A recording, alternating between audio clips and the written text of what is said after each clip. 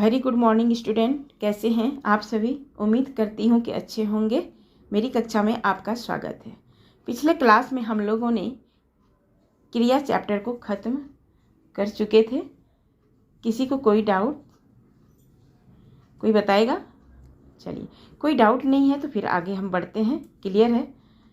जैसा कि मैंने पिछले क्लास में बताया था कि नेक्स्ट क्लास में हम लोग ने मिलकर कुछ अभ्यास कार्य को करेंगे, जिसे इंग्लिश में रिवीजन वर्क कहते हैं। अभ्यास कार्य मैं इसलिए कराती हूँ कि पिछले क्लास में जो भी हम लोगों ने पढ़ा है उसका रिमाइंड हो जाए।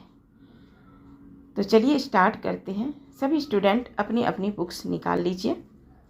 स्टूडेंट, अब तक हमने पूरी चैप्टर के दौरान क्या सीखा? कुछ याद रखने बातें आज हम कर लेते हैं, ताकि पूरी चैप्टर तो हमने पढ़ रखा है, बट पढ़ने के बाद फिर रिमाइंड हो जाए फिर दोबारा से। तो पहला है क्रिया किसे कहते हैं।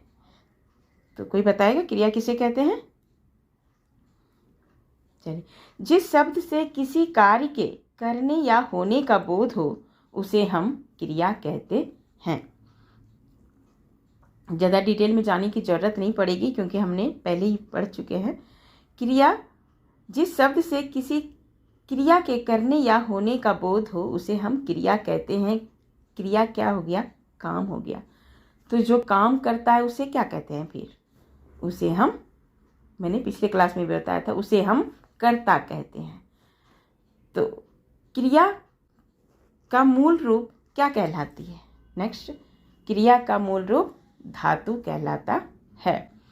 लिंग और वचन के अनुसार क्रियाएं जो है हमेशा बदलती रहती है। मैंने पहले भी पढ़ाया था आपको। तो क्रिया के भेद कितने होते हैं? क्रिया के मुख्य रूप से दो भेद होते हैं, सकर्मक क्रिया, अकर्मक क्रिया।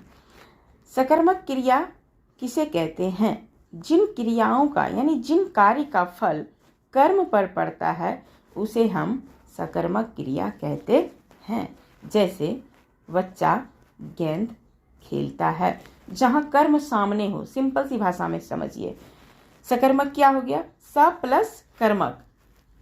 जहाँ कर्म सामने हो तो सकर्मक हो जाती है। वहीं कर्म सामने नहीं हो, यानी अप्रत्यक्ष हो, अस्पष्ट रूप से हमें दिखाई ना दे, स्पष्ट रूप से, उसे हम अकर्मक क्रिया कहते हैं। जैसे सकर्मक में क्या है? कर्म सामने दिख रहा है, बच्चा गेंद से खेलता है। किससे? गेंद से। क्या कर रहा है? खेलता है। तो वहाँ आपको दिखाई पड़ रहा है। तो जहाँ कर्म सामने हो उसे हम सकर्मक क्रिया कहते हैं। अकर्मक क्रिया किसे कहते हैं? जिन कार्य का फल सीधे सीधे कर्ता पर पड़ता है। देखिए, यहाँ कह रहा है सीधा सीधा कर्ता पर पड़ता है उसका फल, उसे हम अकर्मक क्रिया कहते हैं। जहाँ मैंने पहले बोला, सिंपल सी भाषा में जानिए, जहाँ कर्म अप्रत्यक्ष हो, स्पष्ट रूप से दिखाई ना दे, उसे हम अकर्मक कहते हैं। जैसे बच्चा खेलता है, यहाँ आपको यह नहीं दिखाई दे रहा है कि बच्चा खेलता है। किस चीज़ से खेलता है? कौन सी गेम खेलता है? क्या खेल रहा है? बैडमिंटन खेल रहा है, हॉकी खेल रहा है, आई डोंट नो वो कौन सी गेम खेल रहा है, राइट? तो उसे हम अकर्मक क्रिया कहते हैं। क्लियर है? और सकर्मक क्रिया में क्या ध्यान देना है कि सकर्मक क्रिया में क्या, किसे, किसको आदि प्रश्नों के उत्तर मिलते हैं, और ठीक वहीं अकर्मक क्रिया में क्या, किसे, किसको आदि किसी भी प्रश्न का उत्तर नहीं मिलता है। यही दो बातें आपको ध्यान देना है। सकर्मक क्रिया के दो भेद होते हैं। कौन कौन? एक कर्मक क्रिया, नेक्स्ट द्विकर्मक क्रिया। एक कर्मक क्रिया किसे कहते हैं? जिस क्रिया का एक कर्म होता है। एक कर्म मैंने पहले भी पढ़ा चुकी हूँ। एक क्रिया का कर्म होता है, बहुत सिंपल डेफिनेशन है। जहाँ एक क्रिया का कर्म होता है, एक कर्म होता है, उसे हम एक कर्मक क्रिया कहते हैं। जैसे मीरा खाना बना रही है, सीमा पढ़ रही है, तो मीरा खाना बना रही है। तो क्या काम कर रही है? मीरा खाना बना रही है, खाना का काम कर रही है। सीमा पढ़ रही है तो यहाँ क्या हो रहा है, पढ़ने का काम कर रही है। तो खाना और पढ़ एक एक कर्म होता है, इसे हम एक कर्मक क्रिया कहेंगे।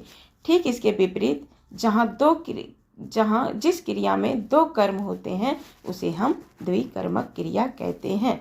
आइए उदाहरण को देखते हैं। जैसे पिताजी ने दादाजी को दवाई दिया।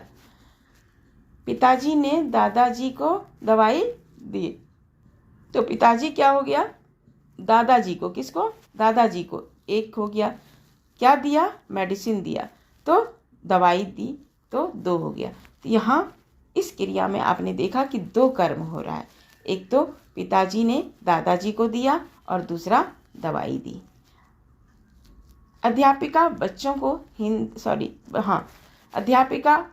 को हिंदी पढ़ा रही है। तो क्या कह रहे हैं, अध्यापिका किसको पढ़ा रही है, बच्चों को। क्या पढ़ा रही है, हिंदी पढ़ा रही है, तो दो कर्म हो गया, बच्चों और हिंदी। तो ऐसे क्रिया में दो कर्म हुआ, तो जिस क्रिया में दो कर्म होते हैं उसे द्विकर्मक क्रिया कहते हैं।